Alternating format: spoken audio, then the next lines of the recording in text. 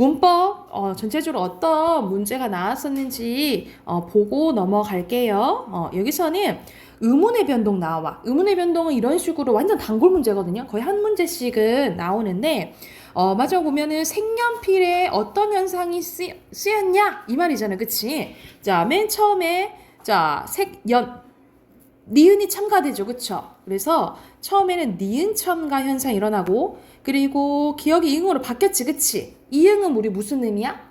니은이나 이응은 비음이잖아. 그래서 비음화가 일어나거든요. 여러분 비음화는 어디에 속해? 네 가지 현상 중에 비음화는 바뀌는 거죠. 그래서 교체에 속해. 그러면 뭘 알 수 있겠어? 첨가랑 교체가 한 번씩 일어난다라는 걸 알 수 있겠지, 그치? 근데 위에서 보면은 첨가는 어느 쪽으로 한다 했어? 위쪽으로 한다 했고, 교체는 오른쪽으로 한다 했죠, 그쵸? 그러면 오른쪽으로 위로 하니까 나아겠지, 그치? 그러니까 2번 이런 식으로 최대한 여러분 이제 우리 공부하면 1번부터 15번까지는 틀리면 안 된다 했어. 1번부터 15번까지는 틀리면 안 돼요. 그래서 문법 같은 경우에는 여러분이 기존 지식으로 최대한 시간을 단축해야 돼. 1번부터 15번까지 최대한 빨리 푸셔야 돼요. 아셨죠? 자, 2번 가보자. 2번은 우리 부정 표현이에요. 우리 부정 표현은 그렇게 안 부정문, 모 부정문이 있는데 여기서는 긴 부정문 얘기하네요. 그쵸? 긴 부정문. 그리고 단순한 사실이나 상태를 부정하는 것은 안 부정문 얘기하는 거거든요. 그러면 안 부정문 긴 거는 땡, 땡, 땡. 둘 중에 하나네. 그치? 근데 의지인지 이게 안부정문이 두 가지예요. 단순 상태 부정인지 아니면 의지 부정인지를 봐야 돼. 여기서는 동생은 지가 안 나간 거잖아. 그쵸? 이거는 의지 부정이지. 그래서 답은 4번인 거야. 그리고 옆에 보면은 여기 지문에 달린 13번, 14번 문제가 있잖아. 그치?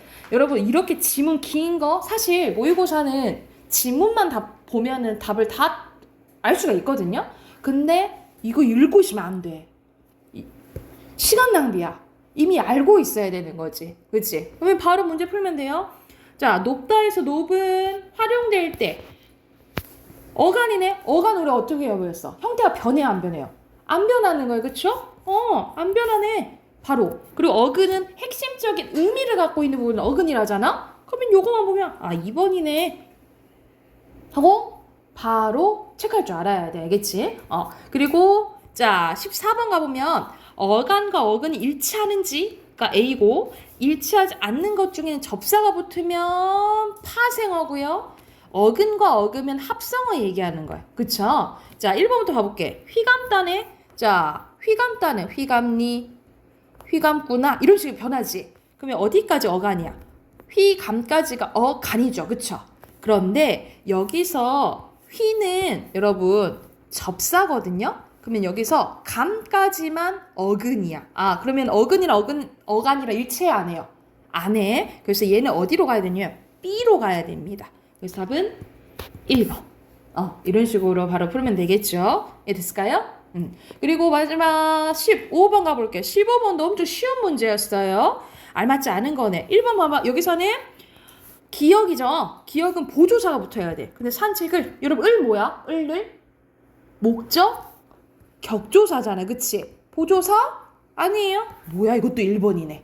이런 식으로 사실 여러분 3월 모의고사 같은 경우에는 여러분 중등과정에서 나온 것을 기반으로 나오거든요. 근데 사실 우리가 의문의 변동은 중등과정에서 자세히 다루진 않았잖아. 그치? 선생님이랑 따로 문법 책으로 했었지 학교 교육과정에서 다루지는 않았거든요. 중등과정에서는. 근데 이런 거는 기본. 그래서 계속 선생님이 의문의 변동 강조를 한 거야. 이렇게 한 문제씩 나온다라고 생각하시면 되고, 계속 말했지만 여기서 시간을 많이 단축하셔야 돼. 왜냐면 뒤로 가면은 비문학 너무 길잖아. 그치? 거기서 시간 많이 잡아먹으니까 전략을 이렇게 조금 전략적으로 문제를 푸셔야 돼요. 됐을까요? 그러면 아마 여기 지문을 많이 어려워하실 때 이거는 이제 비문학에서도 많이 나오거든요. 그래서 여러분 이제 이번에 한번 제대로 한번 봐봤잖아, 그치? 그래서 2월 말에도 선생님이 똑같이 모의고사 볼 거야. 그래서 지금이랑 좀 달라져야겠죠. 지금하대로 시간도 이제 시간 맞게끔도 이제 풀려고 해야 되고, 그리고 이제 이런 식으로 문제 유형이 나오는구나 라는 걸 조금은 알 거야. 알겠지? 그래서 한번 2월 말에도 한번 봐볼게요. 좋죠? 자, 우리 문학 꺼내볼까요? 문학 숙제 있었죠? 문학 숙제 우리 다 확인하고 진도 나갈게요. 35쪽.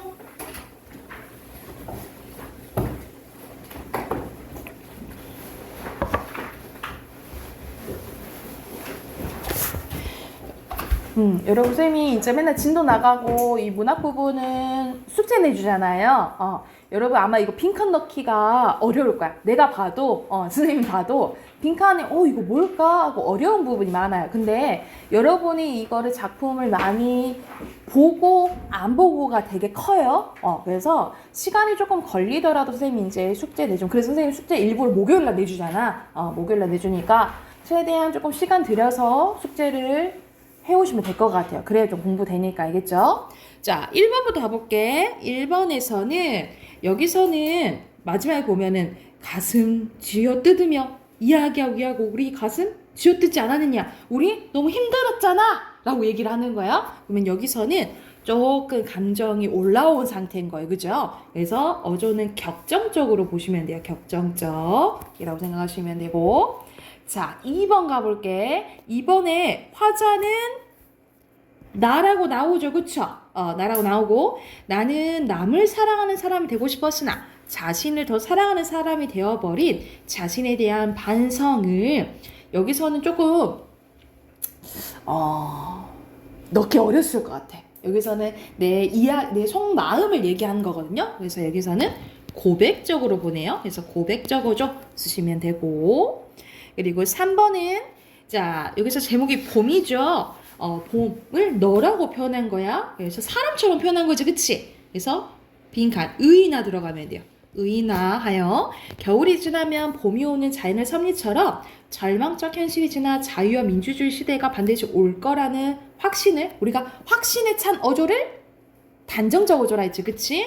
단정적 쓰시면 됩니다. 자, 4번 가볼게요. 4번은요. 오랜만에 고향에 간 화자는 어린 시절에 함께 어울렸던 친구를 죽었다는 소식을 듣고, 죽었다 한다 이렇게 나오잖아. 그치? 죽음과 삶의 순환성에 대해서 인식을 여기서 죽었다 한다. 죽었다 한다.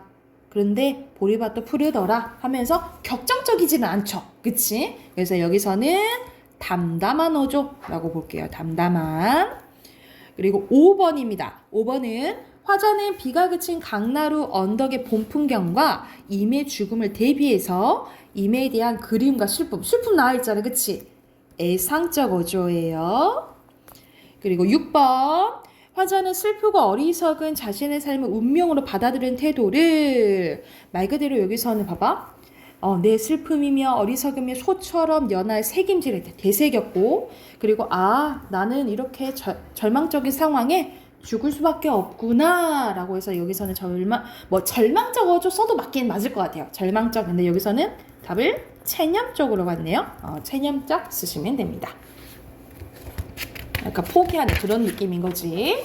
자, 뒤로 넘기면 우리 소설인데 시점과 관련된 문제 나오거든요. 7번 보면은 종아 나왔다가 네 보이지, 그치? 그래서 이거는 서술자 나가 등장해서 1인칭 주인공 시점이고요.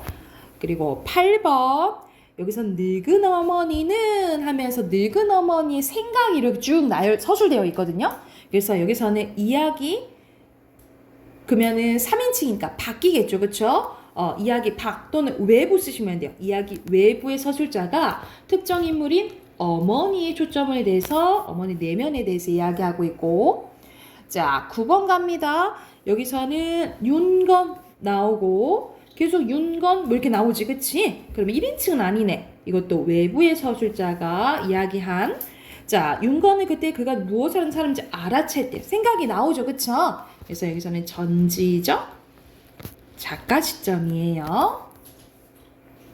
자, 10번 갈게요. 10번에는 명운이라고 나오지만 읽다 보면 나가 나와요. 그래서 나가 나오는지 아닌지 1차적으로 봐야겠죠. 그렇죠? 그래서 여기서는 이야기 서술자가 내부에 있고요. 또는 안 쓰셔도 되겠죠? 그리고 명훈이에 대한 자신의 생각을 드러내고 있는 1인칭 주인공 시점이라고 보시면 1인칭 시점이라고 보시면 되고, 그리고 11번에 보면은 여기서는 청년 나오고 뭐 영감 나와요. 그래서 여기서도 3인칭이에요. 이야기 밖에 있고 전지적 작가 시점입니다. 그리고 12번에 나 나오지? 서술자인 나니까 1인칭 주인공 시점이에요. 됐나요? 자, 13번 가볼게. 13번에 그 나오죠? 근데 나가 나오네. 그래서 나의 관점에서 서술 대상의 그에 대해서 얘기를 하죠. 그래서 나에 대한 생각이 들어 나가는 거거든요. 그래서 어떤 판단이냐면 주관적인 판단입니다. 그러니까 주관적이고요. 그리고 14번 보면 안에 나오고 그와 안에 또는 뭐 임시 이렇게 나와요. 그래서 이게 3인칭인 걸 알 수 있겠지. 그래서 전체적으로 이거는 전지적 작가 시점이거든요. 그래서 빈칸은 그 넣으시면 됩니다. 15번 갈게요. 15번에 어머니 나오고 나 나와요. 그래서 1인칭 주인공 시점이고요. 그리고 16번에 나 나오죠. 그래서 나 만세를 부렸죠. 빈칸 순서대로 나 만세 쓰시면 되고, 17번 가요. 여기서는 이전무 나오고 방태호 씨, 그 말 그대로 방선생, 방씨가 나오지, 그치? 그래서 여기서는 외부의 서술자, 3인칭이에요. 그래서 외부의 서술자가 방씨와 이전무의 갈등을 특정 인물인 갈등을 방씨 입장에서 주로 서술하고 있다라고 보시면 됩니다.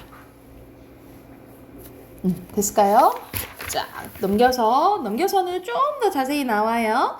여기서는 각각 사면에서 6연에서 명령적 어조를 찾으래. 자, 명령적 어조는 뭐뭐 해라로 끝나야 되잖아. 숨으라 여기 쓰시면 되고, 뭐 누구한테 숨으라고 하고 있냐면 샛별아 숨으라 하잖아, 그치? 여기서 샛별 쓰시면 됩니다. 샛별. 그리고 6연에서는 사양하라. 우리 사양하는 거절하는 걸 얘기하는 거잖아. 근데 누구한테 사양하라고 얘기하고 있어? 사슴과 토끼. 사슴과 토끼 쓰시면 돼요. 그래서 여기서는 명령적 어조로 행동을 유도하고 있는 거 맞고요. 오 쓰시면 되고, 그리고 2번에 여기서는 가에 나는 뭐뭐 하다, 나는 뭐 한다 이런 식으로 반복이 되잖아, 그치? 그래서 이런 것을 통해서 혼잣말하는 독백적 어조고요. 그리고 나에서는 뭐뭐 한다지요, 뭐 한다지요, 한인데요 라고 반복이 되잖아, 그치? 여기서는 이런 어미가 반복돼서 말을 건네는 거네. 이거는 혼잣말보다는 대화적 어조로 봐야 될 것 같아요. 그래서 순서대로 독백, 대화 쓰시면 되고요. 자, 3번 가볼게요. 3번은 나 나오네, 그치? 그래서 작품 속의 주인공이자 서술자인 내가 등장해서 자신의 심리 서술하고 있는 1인칭 주인공 시점 맞고요. 그리고 4번에서는 기억 부분에 대해서 묻네요. 기억 부분 봐보자.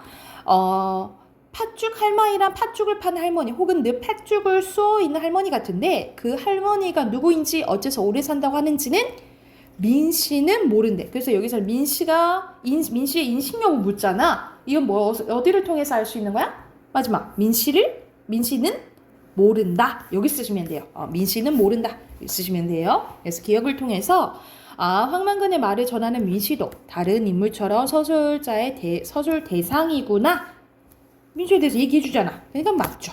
오 라고 보시면 돼요. 자, 5번 갈게요. 5번에서는 자, 나 나오지, 그치? 그래서 작품 속 인물인 내가 멀미와 관련된 자신을 괴롭혀온 괴물의 실체를 파악하는 과정에 대한 자신의 속망, 내면을 중심으로 서술하고 있다라고 보시면 되고, 빈칸 내면이에요. 그리고 6번 가보면 자, 뇌물에 대한 맹순사의 생각을 쓰는 거거든. 기억법은 뭐냐면 양복벌이나 빼앗아 입고 돈이나 몇십 원 또 돈 100원 받아 쓰고 쌀 나무며 창거리나 조금 얻어먹고 술 대접이나 받고 하는 것은 뭐라는 거야?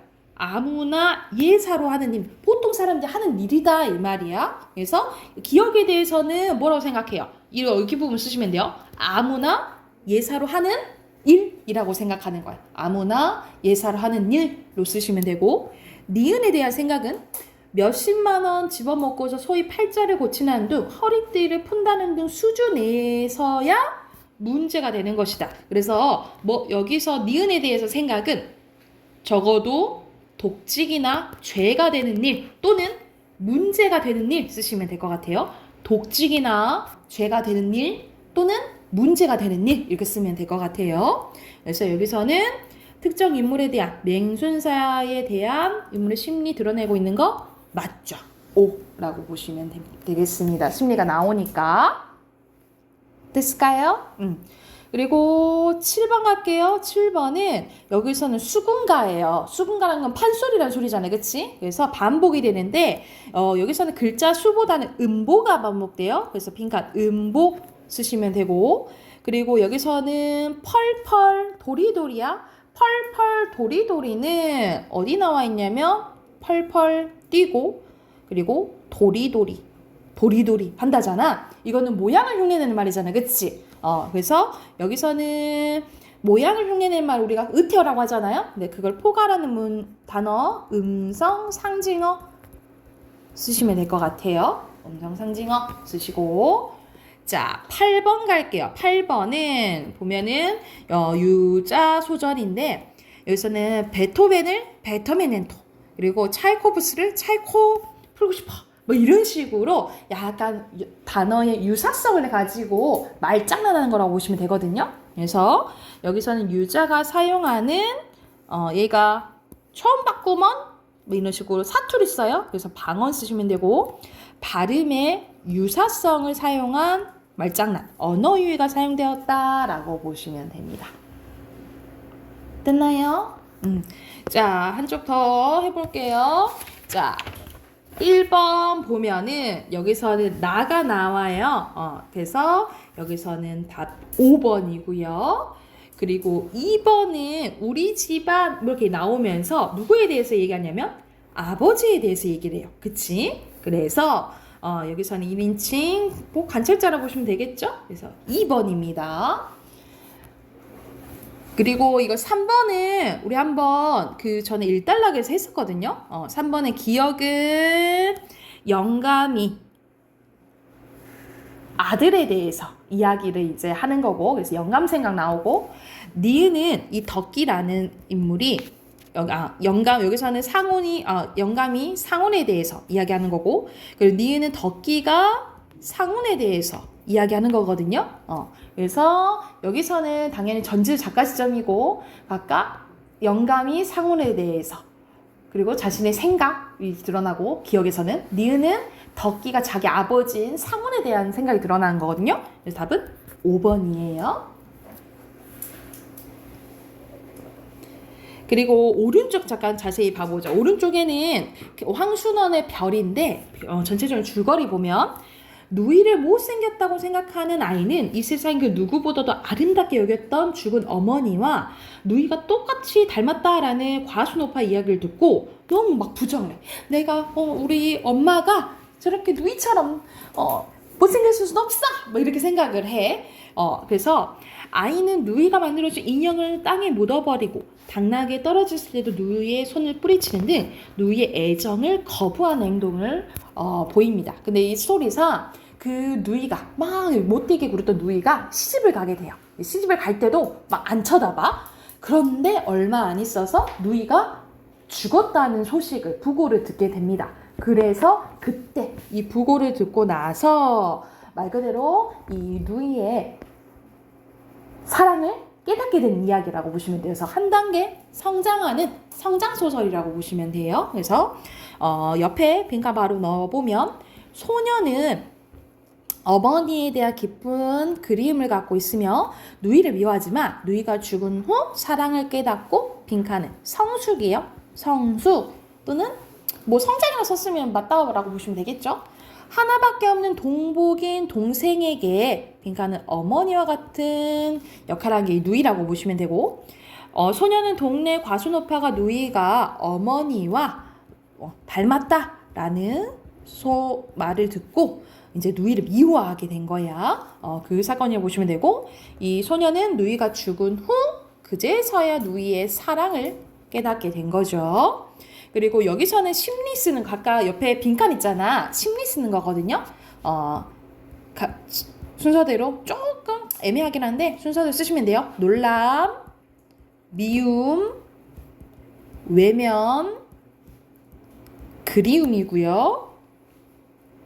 그리고 시점은 전지적 작가 시점이에요. 아이라고 나오죠, 그치? 나가 아니고. 그리고 밑에 빈칸은 의식이고, 주제는 이거 주제 조금 이상하더라. 이 모성에 대한 집착을 극복해. 이거 단어 좀 이상하더라. 모성에 대한 집착을 극복해가는 소년의 의식 성장이라고 보시면 돼요. 됐을까요? 그럼 뒤로 넘겨서 진도 이어서 나갈게요.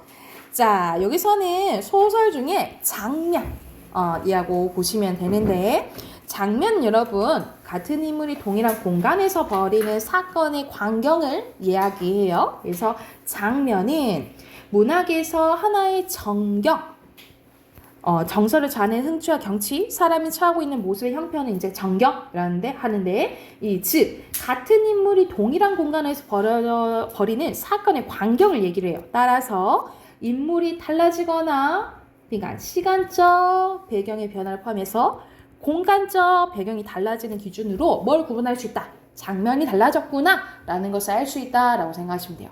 여러분, 시간적 배경이랑 공간적 배경을 묶어서 뭐라고 한다 했죠? 이거 했는데. 시간적, 공간적 배경을 묶어서 뭐라 할까?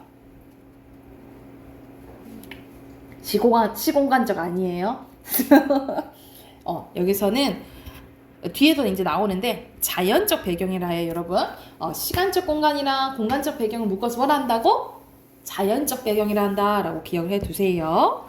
자, 밑에는 심청전의 일부가 나와 있거든요. 여기서는 심청이가 용궁 사람들과 이별하는 공간과 이별 후 심소저가 있는 공간이 수궁에서 어디로 가냐면 이제 수궁에 있다가 용궁에 있다가 올라가요. 그 올라가는 부분이 어디냐면 이 심청이가 몸 빠져 죽었던 인당수로 가게 됩니다. 그래서 빈칸 인당수 넣으시면 되고, 그리고 천자와 심소저가 대화를 나누는 부분이나 천자가 마음속으로 생각하는 부분도 하나의 장면으로 구분해 볼 수 있다 해서 장면 넣으시면 될 것 같아요.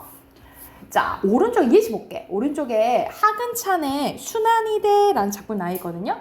이거는 순환이 우리가 실험 고난할 때 순환 있잖아요. 이 순환이 2대에 걸쳤다라는 내용입니다. 그래서 배경이 일제강점기와 6.25 전쟁이 나와요. 그래서 주인공인 진수랑 만도가 나오는데 이 만도가 진수의 아버지예요. 그래서 여기서 만도는 일제강점기 때 한쪽 팔을 잃어요. 한쪽 팔을 잃고 이제 지금 6.25 전쟁 때인데 6.25 전쟁 때 진수가 징용에 갔다가 폭발로 다리를 잃어요. 그러니까는 아빠는 팔을 잃고 아들은 다리를 잃게 된 거야. 그래서 마지막에 둘이 마지막에 어떻게 끝나냐면 외나무 다리를 건너게 되는데 아버지가 다리가 성성하잖아. 그래서 다리가 성성한 아버지가 아들을 업고 외나무 다리를 건너면서 끝나게 되거든요. 그래서 이렇게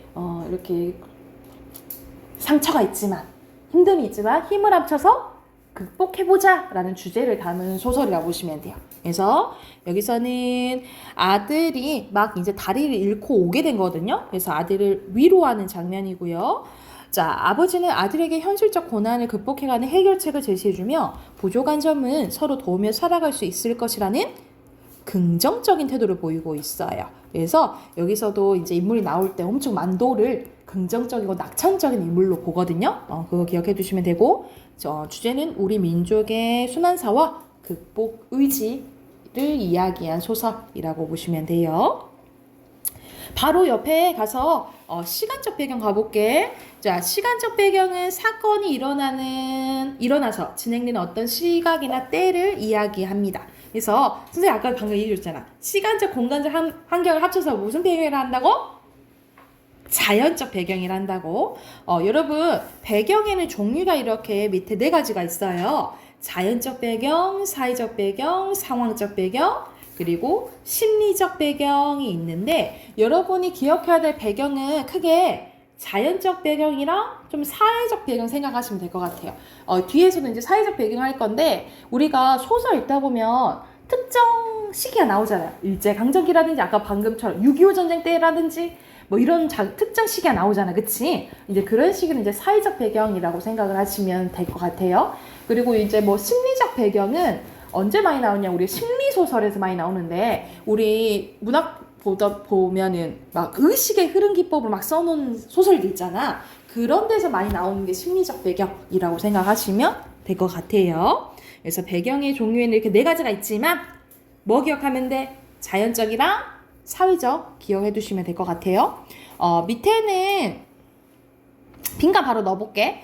여기서는 어린 시절에 B와 나가 나오는데, 6.25 전쟁 혼란 속에서 나는 사수로, B는 사형수로 만나게 된 거야. 그래서 내가 B에게 총을 쏘기 전에 과거에 B가 쏜 공기총이 맞아 귀가 찢어진 상처를 만지며 내적 갈등하는 장면으로 사격 직전의 나의, 여기서는 심리적 배경이 묘사되어 있다라고 보시면 돼요. 그래서 빈칸 심리적 넣으시면 될 것 같고요. 그리고 오른쪽에 보면은 박제3의 추억에서 나와요. 우리 지금 모의고사에서 배웠던 일부분이거든요. 나왔던 작품 일부분이야. 자, 여기서는 해가 다진 어스름이래. 여기서 할 수 있는 거 뭐야? 시간적 배경이죠? 우리가 해가 지는 건 밝은 이미지가 아니잖아. 그치? 그래서 이 해 다진 어스름을 통해서 어둡고 무거운 분위기 또는 애상적 분위기를 알 수 있다라고 생각하시면 돼요. 그래서 이런 식으로 배경을 알면 전체적인 분위기도 파악할 수 있다라고 기억하시면 될 것 같아요. 그래서 여기서 주제는 가난했던 어린 시절과 한스러운 삶에 대한 회상을 다룬 시라고 보시면 될 것 같아요. 자, 뒤로 넘겨봅시다. 뒤로 넘기면 시간적 배경 이어서 공간적 배경 나와요. 자, 공간적 배경은 사건이 일어나 진행되는 상황, 장소나 자연적 환경을 이야기하겠죠. 그래서 공간적 배경은 사건이 진행되는 빈칸 장소예요.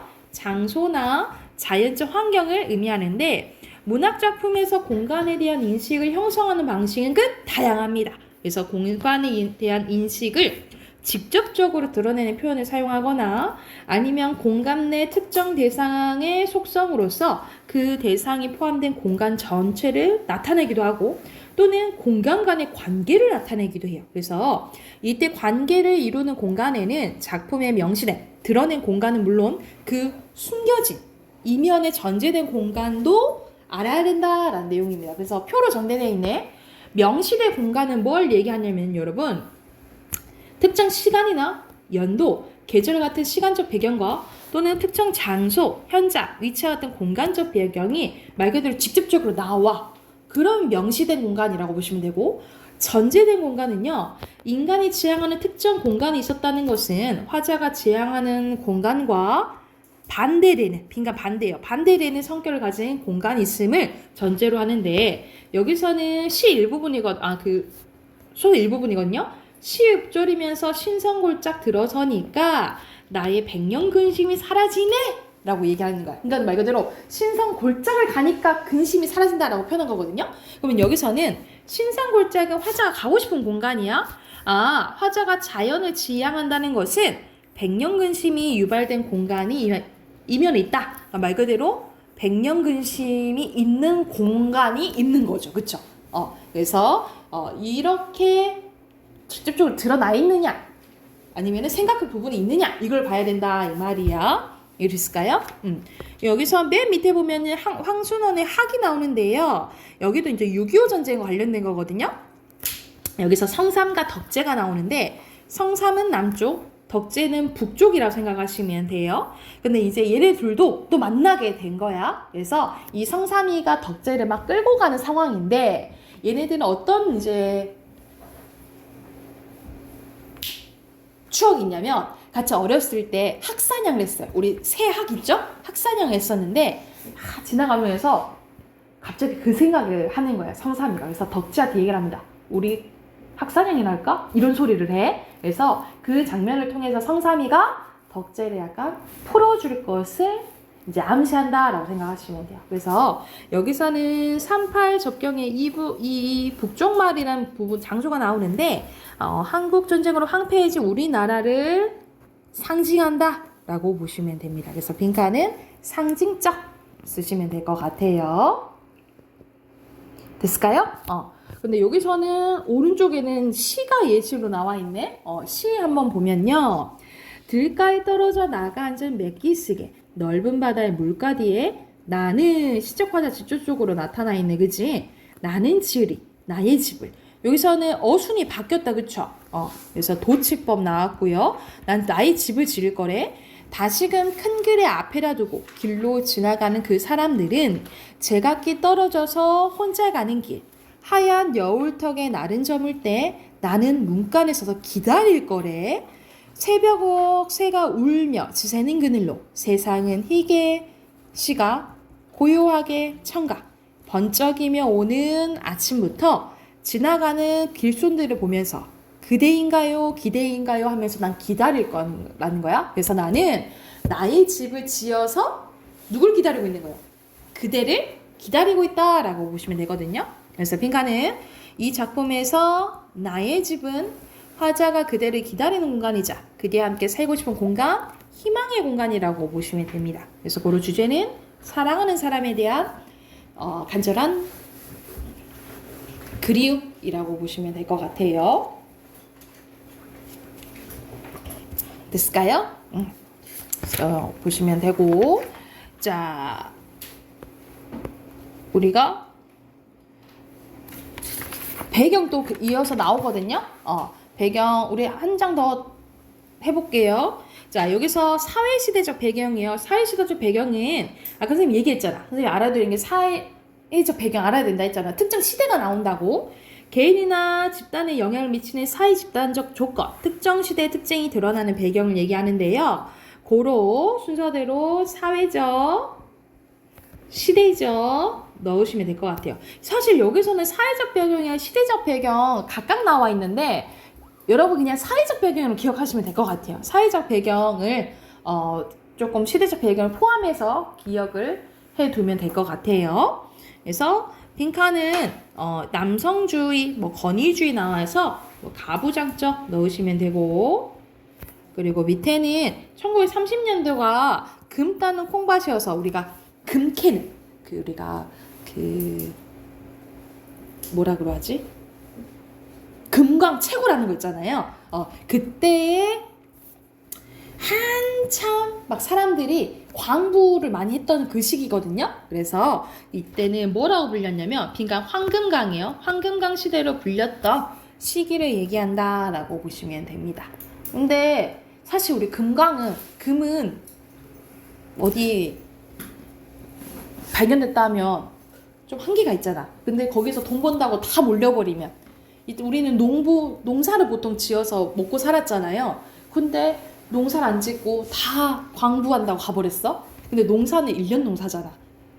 근데 이 광부를 그만둬버리면 뭐 먹고 살아, 그치? 그래서 오히려 가난과 절망이 심해졌다라는 것을 알려주는 배경이라고 보시면 됩니다. 오른쪽은 이성부의 봄이거든요. 이거 우리 전체적으로 한번 봤었는데 여기서 봄은 뭘 의미하냐면 배경이 이성부 하면은 1960년대 생각하시면 돼요. 4.19 혁명인데 이때 당시에는 독재 정권이 되잖아, 그치? 그러면은 당연히 긍정적인 봄은 뭘 의미하겠어요? 민주주의와 자유주의 또는 벗어나는 희망 이걸 의미하겠죠, 그쵸? 그래서 빈칸은 독재 쓰시면 되고 민주주의 쓰시면 됩니다. 그래서 민주주의와 자유로운 새로운 시대를 기다리는 간절한 소망과 신념에 대해서 이야기한 시. 라고 보시면 되고요. 자, 마지막 한 쪽 더 봐볼게. 자, 소설에서는요, 현실적인 것도 나올 수도 있지만 비현실적인 요소도 나올 수 있어요. 그래서 말 그대로 현실적이지 않은 것, 즉 인물이 도수를 부리거나 용궁에서 또는 천상계에서 막 현실 존재하지 않는 공간이 나오기도 하거든요. 그래서 말 그대로 평소에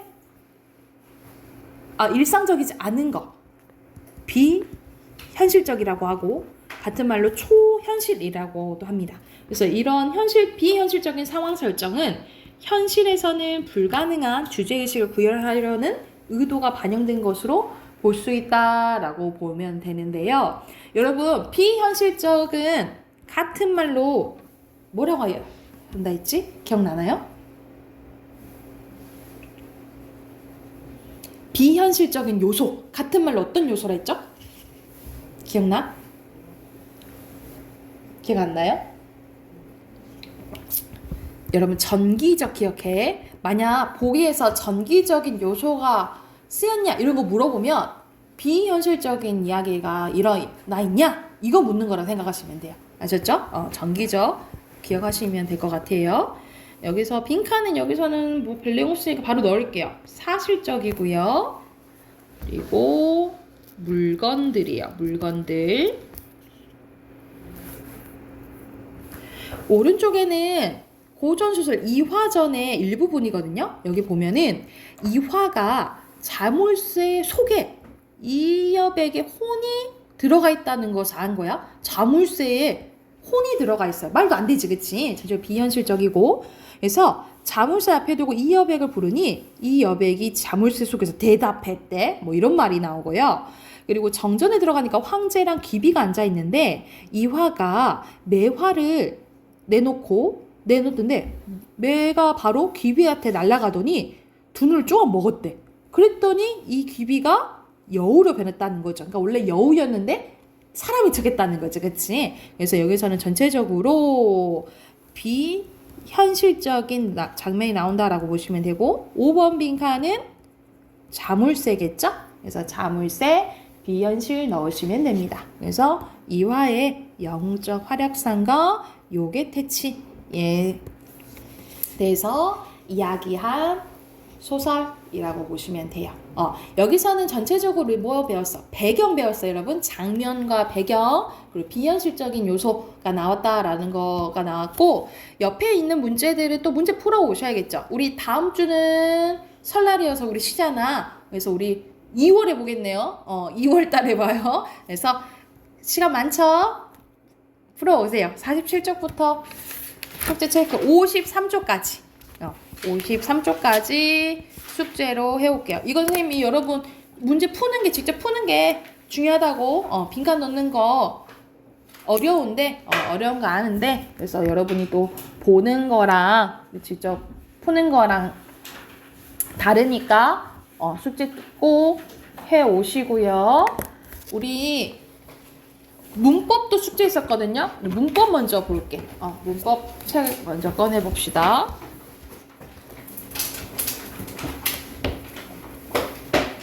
그대 문법책 115쪽 답 확인해야 되죠? 자, 답 확인해봅시다. 115쪽 여기서는 순서대로 주어 쓰셔야겠죠. 주어. 여기서는 어떻게 고쳐야 돼? 비록 날씨가 좋지 않으면 소풍을 가지 않을 것이다. 뭐뭐 하면은 뭐랑 어울리니? 가정이잖아. 가정이잖아. 그러면 만약으로 고쳐야겠죠. 그리고 밑에 순서대로 돈으로 써야 돼요. X. 그 다음에 O. 자신의 개라고 해야겠죠? X예요. 그 다음에 여기서는 주어 빠졌고요. 그리고 법에잖아. 부사어 빠진 거지. 그리고 여기서는 고친 부분이 비록 초보자일지라도 수정후 여기다 쓰시면 돼요. 비록 초보자일지라도로 고치는 거야. 이것은 바꾼 거죠. 변경이고요. 그리고 그려서 문서를 작성할 수 있다. 그래서 문서를 추가해야 돼. 여기 부분 쓰시면 돼. 이거는 추가죠. 그래서 순서대로 X, O, X 여가지고 여기서는 뭐가 이제 잘못된 거냐면 부사와 연결함이 그리고 문서를 목적어가 빠졌던 거지, 그치? 그래서 답은 3번이에요.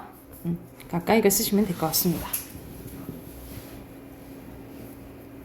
됐나요? 됐어요? 넘어가 되겠나요? 그러면 뒤로 넘겨가서 우리 비문에 대한 예 더 한번 봐볼게.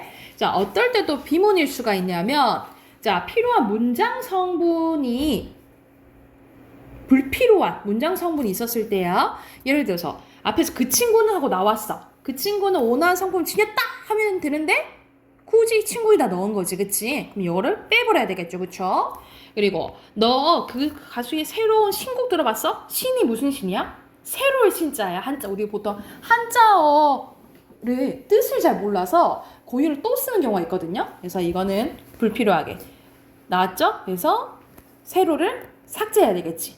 그래서 중복적으로 쓸 필요가 없다 이 말이고요. 여러분, 그리고 중의적 표현으로 인한 비문인데, 중의적 우리가 한 문장이 2가지 이상으로 해석될 수 있잖아, 그치? 이거를 이제 해소를 해줘야 되는데요. 자, 첫 번째 어휘의 중의성입니다. 여기서는 배가 우리 여러 개 있잖아. 먹는 배 있고, 타는 배 있고, 사람 배 있고, 2배, 3배 할 때 있잖아요. 이 배가 어떤 배인지 모르겠다는 거지, 그치? 그래서 이런 어휘적 중의성이고, 주어와 목적어의 범위에 따른 중의성이야. 나는 혼자 영호와 유은이를 만났다는 소린지, 아니면 나는 영호와 유은이를 만났다는 소린지 달라질 수가 있다 이 말이야. 이해됐나요? 그리고 수식의 범위에 따른 중의성이야. 아름다운 게 그녀가 아름답다는지 아니면 그 친구가 아름답다는지 애매하고요. 그리고 부정의 범위, 이거 앞에서 부정 표현할 때 썼잖아. 안 봤다는 건지, 영화를 안 봤다는 건지, 내가 안 봤다는 건지 이런 식으로 해석될 수 있다고. 그리고 비교 범위에 따른 겁니다. 형은 나보다 강아지를 더 좋아한대. 그러니까 형이 나를 좋아하는 것보다 강아지를 더 좋아할 수도 있고요. 아니면 내가 강아지를 좋아하는 것보다 더 좋아한다 이럴 수도 있다는 거지. 이렇게 해석될 수 있고, 동작상의 범위입니다. 교복을 입고 있다는 것을 입는 중인지 아니면 입고 있는 상태인지 2가지로 해석될 수 있다라는 거예요.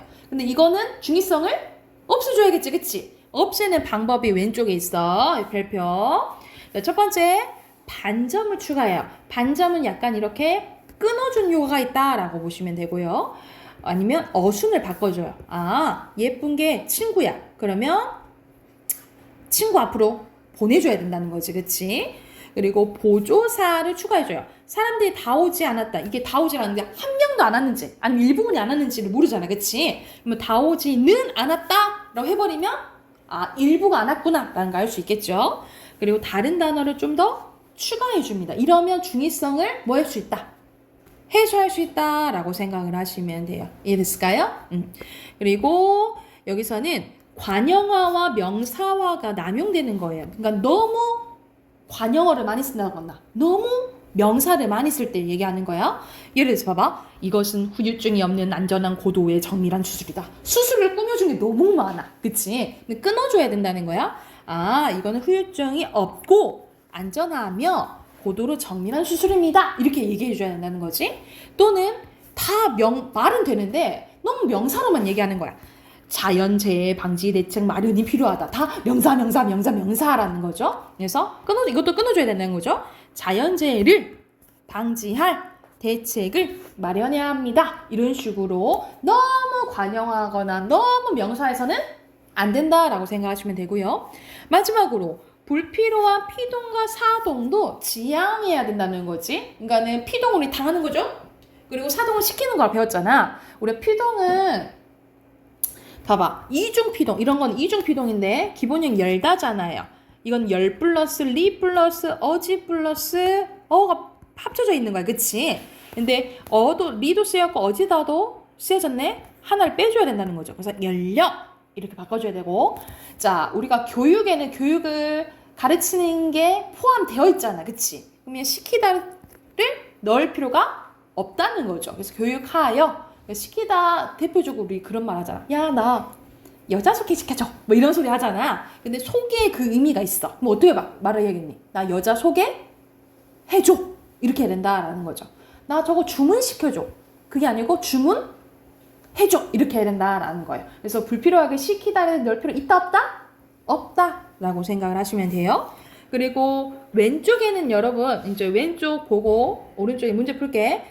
잘못된 높임 표현이 나오거든요. 이 잘못된 높임 표현은 불필요하게 높일 때예요. 음료를 높일 필요 있니? 없어요. 그래서 음료 나왔습니다 라고 해야 되고, 그리고 이거는 간접 높임인데, 자, 간접 높임 대해서는 앞에서 배웠어. 특수어휘를 쓸 수 없다라고 했어요. 그래서 교장 선생님 말씀이 계시겠습니다가 아니고 있으시겠습니다. 그래서 특수어휘를 써서는 안 되고요. 그리고 할아버지, 아버지가 오셨습니다. 할아버지, 아버지가 왔습니다. 여러분, 나보다 높은 건 아버지도 높고 할아버지도 높죠. 근데 할아버지 입장에서는 아버지가 높은 사람이 아니죠. 그래서 원래 이제 듣는 사람한테 듣는 사람보다 높은 사람을 아니다. 듣는 사람보다 높지 않는 사람을 높일 필요가 없어요. 이걸 뭐라 하냐면 압존법이라고 하는데, 근데 사실 요즘에는 교육과정에서 압존법을 많이 얘기하진 않아요. 왜냐면 우리 할아버지, 아버지가 오셨습니다 했을 때 우리가 듣기에는 그렇게 이질감이 없죠. 그치? 그래서 요즘에는 거의 다 압존법을 지키지는 않아요. 근데 이런 게 있다라고만 알아두시면 될 것 같아요. 예, 됐을까요? 근데 원래 문법적으로는 자, 이렇게 듣는 사람이 이 주체보다 더 높다. 그러면 높일 필요가 있다, 없다? 없다라고 생각을 하시면 됩니다. 예, 됐을까요? 그러면 옆에 117쪽 문제 풀어봅시다.